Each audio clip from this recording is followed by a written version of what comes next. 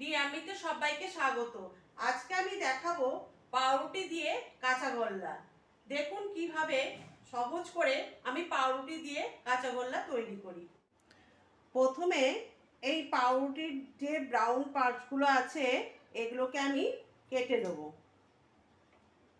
এইভাবে কাঁচি দিয়ে সব ব্রাউন পার্টসগুলো আমি কেটে নেব।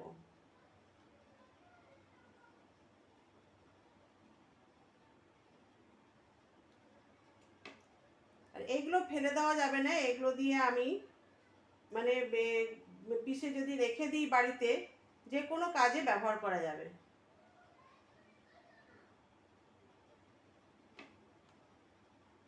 এটা খেতে পুরো একদম কাঁচাগোল্লার মতোই স্বাদ লাগবে, কেউ বুঝতেই পারবে না এটা পাউরুটি দিয়ে তৈরি হয়েছে।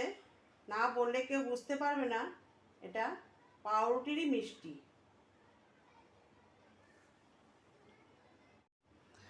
এবার এই পাউরুটিগুলোকে আমি একটুখানি মিক্সিতে ঘুরিয়ে নেব, হালকা একটু ঘুরিয়ে একটু গুঁড়ো গুঁড়ো করে নেব।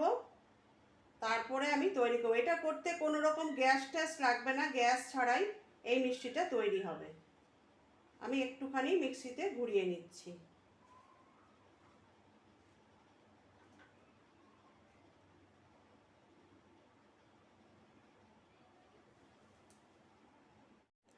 মিক্সিতে গুঁড়ো করে নেওয়ার পর এগুলো এইভাবে গুঁড়ো হয়ে গেছে।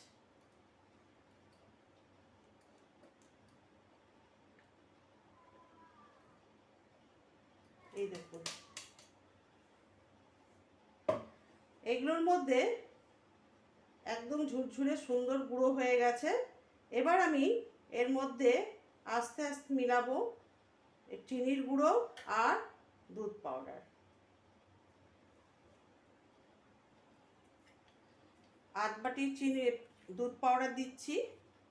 এই যে দিয়ে দিলাম 1 চামচ, 2 চামচ, 3 চামচ, 4 চামচ, 5 চামচ, 7 চামচের মতো আমি গুঁড়ো দুধ দিয়ে দিলাম।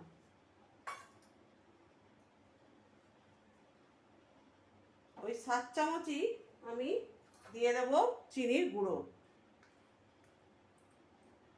যেরকম মিষ্টি খেতে চান, যদি কম চিনি মিষ্টি খেতে চান তো কম চিনিও দিতে পারেন। আর একটু দেব এলাচের গুঁড়ো,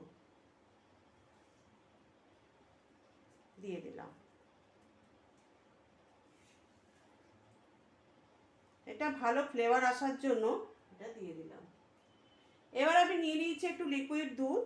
এটা ভালো করে আগে এগুলো মাখিয়ে নেওয়ার পর তারপর আমি আস্তে আস্তে এই দুধটা দিতে থাকবো, দিয়ে একটা ডোয়ের আকার তৈরি করে নেব।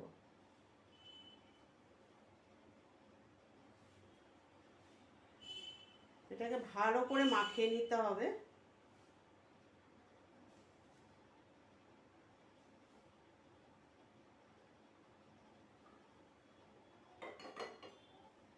খুব বেশি দুধ লাগবে না।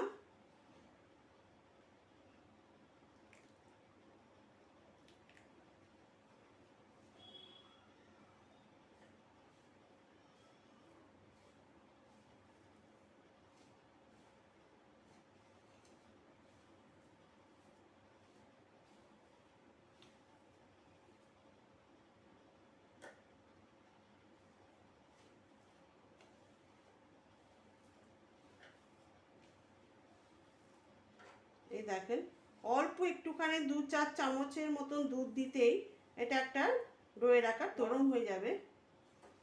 মিষ্টিটা এই ডোটাকে নরম করতে হবে, না হলে মিষ্টিটা শক্ত হয়ে যাবে।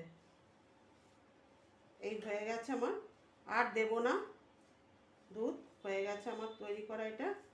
এবার আমি মিষ্টি আকারে এটাকে তৈরি করে নেব।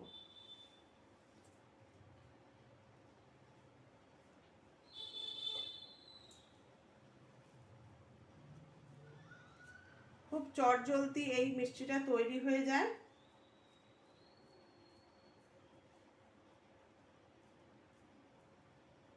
এই দেখুন, পুরো কাঁচাগোল্লার মতো লাগছে দেখতে।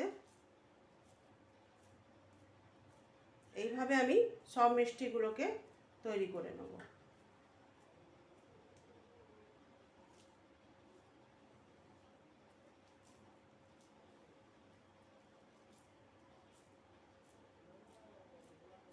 এটার মধ্যে কোনো রকম গ্যাসের প্রয়োজন নেই, এমনি হাত দিয়ে এটা তৈরি হয়ে গেল।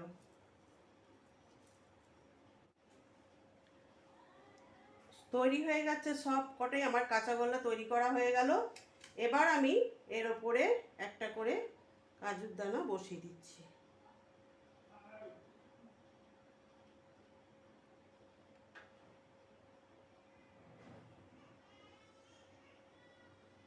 এটা কেউ বুঝতেই পারবে না যে এটা পাউরুটি দিয়ে তৈরি হয়েছে।